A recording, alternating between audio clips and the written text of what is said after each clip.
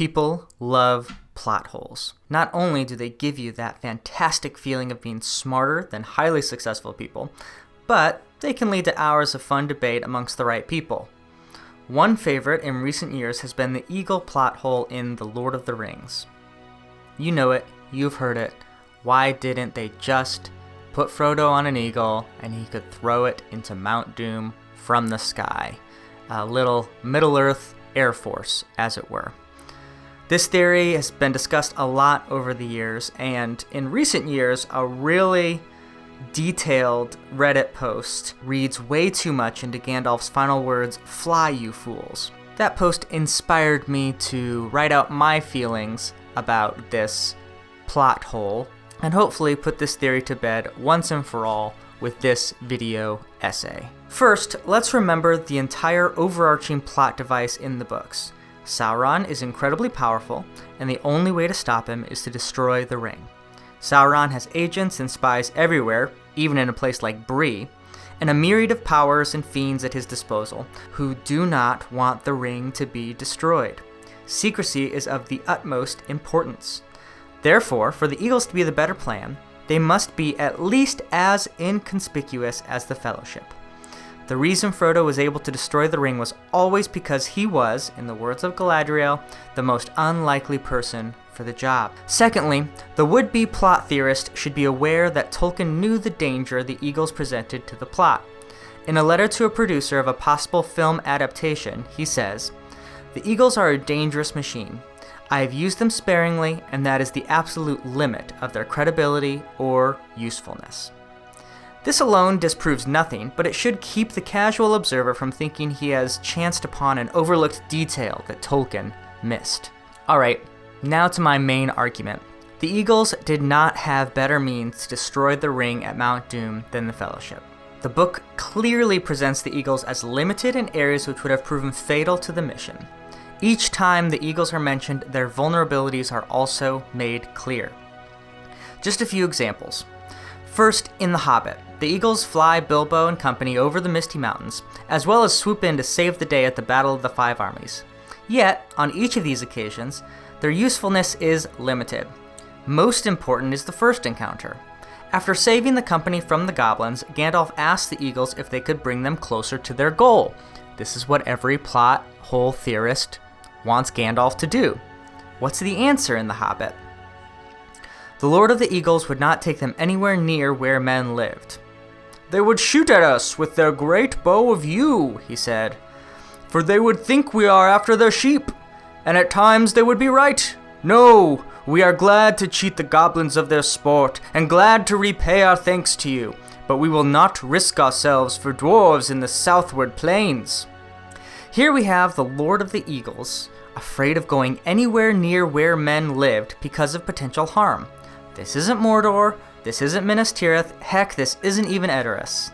The Eagles are afraid of Lake Town. Not exactly the perfect deus ex machina. Even when the Eagles are mustered and get involved in the Battle of the Five Armies, they're vulnerable. Sure, they help turn the tide of battle towards our heroes, but, again quoting The Hobbit, even with the Eagles, they were still outnumbered. Beorn is needed to save Thorin's body. So even in The Hobbit, while we learn of the usefulness of the Eagles, we also learn that they have their weaknesses. Now for the clincher. Let's talk about Gandalf's escape from Isengard and Fellowship of the Ring. For those who are movie watchers only, I'm not judging, okay, a little bit. You need to know that this escape was a bit of an accident. Gandalf was not going to go to Orthanc to consult Saruman, as he seemed unwilling to help. Yet, while traveling in the east to gather information, Gandalf's fellow wizard, Radagast, yep, the one with the bird nest in his hair, met him and told Gandalf that Saruman wished to meet him at Orthanc. Gandalf goes to Orthanc, but not before asking Radagast to inquire the creatures of Middle-earth for information concerning the ring. Luckily, Radagast was not a servant of Saruman, but only innocently, if naively, delivering a message for him. Thus, when Gandalf is in captivity, an eagle came to look for him to give Gandalf information per Radagast's request, and this allowed Gandalf to escape. All that is to say that the eagle's help at Orthanc was only successful through chance and luck. Gandalf, when telling the story to the Council of Elrond, makes this clear. I'll let him explain. "That was the undoing of Saruman's plot, for Radagast knew no reason why he should not do as I asked, and he rode away toward Mirkwood where he and many friends of old. And the eagles of the mountains went far and wide, and they saw many things, and they sent a messenger to bring these tidings to me. So it was that when summer waned, there came a night of moon, and Gwaihir, the Wind Lord, swiftest of the great eagles, came unlooked for to Orthanc, and he found me standing upon the pinnacle. Then I spoke to him, and he bore me away, before Saruman was aware. I was far from Isengard ere the wolves and orcs issued from the gate to pursue me." The key point to notice here is the implicit assertion that Saruman could have stopped such an escape if he was aware of, or had been looking for, the eagles. No doubt Saruman could have used wizardry or perhaps many arrows to bring down the eagle. Again, this is Orthanc, not the dark strongholds of Mordor. Also, the limited physical ability of the eagles is clearly laid out in this passage when Gandalf asks how far the eagles can bear him. The eagle answers, "Many leagues, but not to the ends of the earth. I was sent to bear tidings, not burdens." Thus, even if the Council of Elrond or Gandalf secretly had decided to use the eagles, they would have had to travel in stages, not one 15-minute flight to Mordor. After his escape, Gandalf is taken as far as Edoras, a distance roughly of 100 miles from Isengard. No small distance, certainly, yet a rather small chunk of the 1,700 miles Frodo and Sam walk to Mordor. One more point comes from The Return of the King.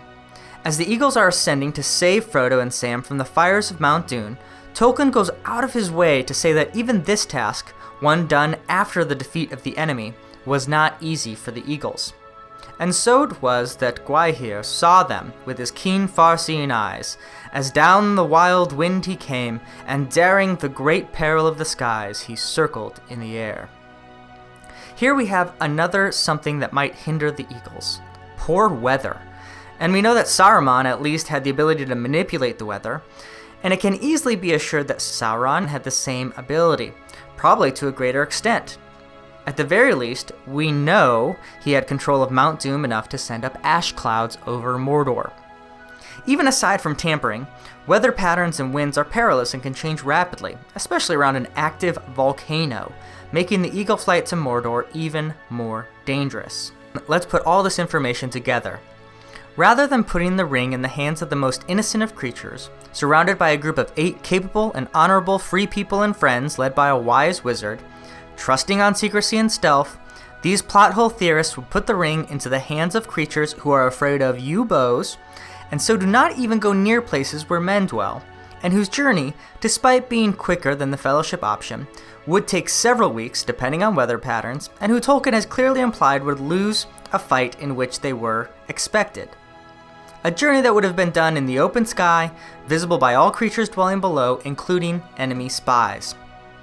Even if this journey was not discovered until the Black Gate, Sauron would have more than enough time to send a few archers with dreaded yew bows to Mount Doom, or perhaps he would just call a ferocious storm to swallow up the eagles, or the Nazgul. And I still haven't mentioned the corrupting power of the ring, to which the greedy eagles would surely be susceptible. Then think of the sheer danger for those riding on the eagles this whole time. Bilbo himself almost falls off the eagles in The Hobbit under peaceful conditions. Then there's the overall indifference of the eagles toward the free peoples of Middle-earth. Oh, and let's not forget the considerable weight of the supplies that the eagles would have had to place upon themselves for such a journey, etc., etc., etc. This plan has lots of loose ends. In addition, this kind of plan is the thing Sauron would expect. A plan involving might and tactical advantage, things Sauron values. The reason that the Fellowship succeeded was because Sauron could not conceive of the powerful giving the ring to a halfling and sending him off towards Mount Doom. Sauron could not understand this, and so he could not plan for it. Finally, let's remember what I stated at the beginning. If the Eagle plan is even a little more risky than the Fellowship plan, it should be discarded. I hope I've clearly shown here why Gandalf and Elrond chose Frodo over Gwaihir. I love a good plot hole discussion now and again, but it's clear, Frodo and the Fellowship was the right plan for the job.